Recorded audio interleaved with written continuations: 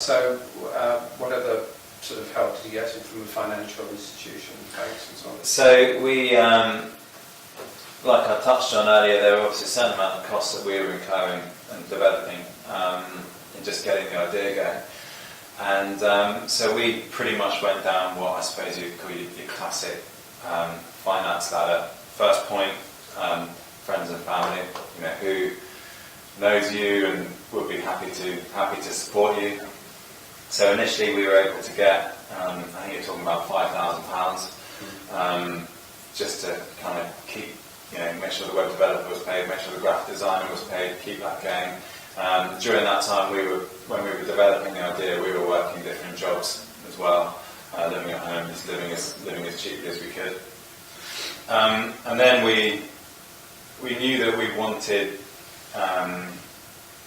wanted someone else to back the idea, rather than a friend or family or just ourselves. We wanted to go out to a stranger, go into an investment environment, and someone say, "Yeah, I'll back that idea." And actually, that came through a connection from the university. They said that we should get in touch with an organisation called Advantage Business Angels, who basically just formulate.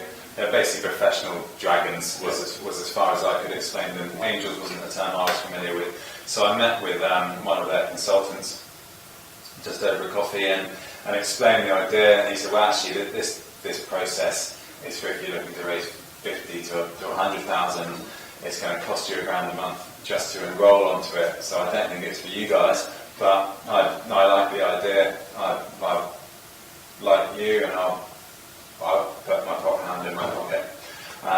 So that was just giving away a stake of the company then. So there were a few things we had to sort out, but giving away a stake of the company to someone else, and then he's still involved now, is still a non-executive director now, and has given us a huge amount of support along the way.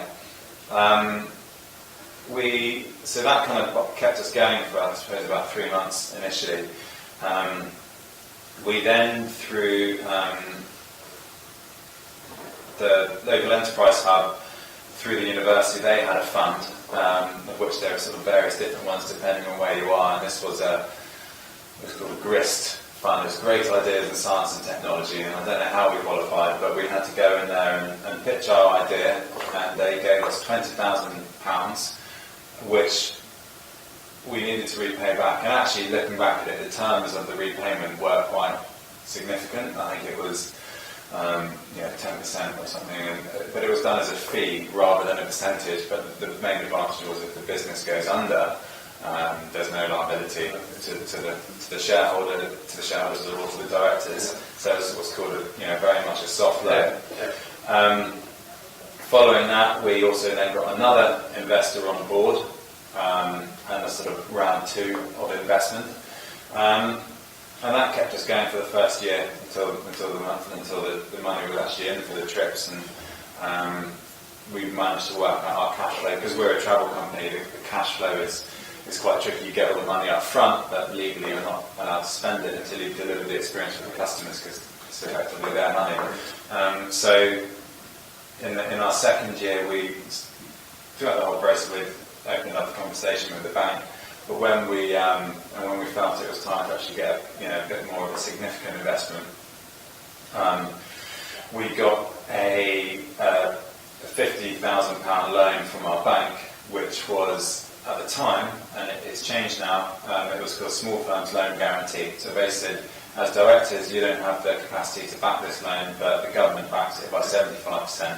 So we got a $50,000 loan for that. I think it's called EFG now.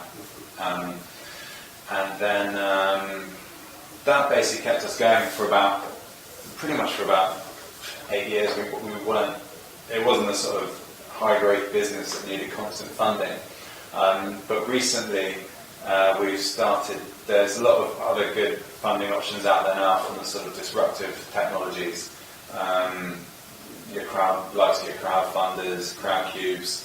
The one that we have used is Funding Circle, peer-to-peer loan system, and that came in very easily and was really simple for us.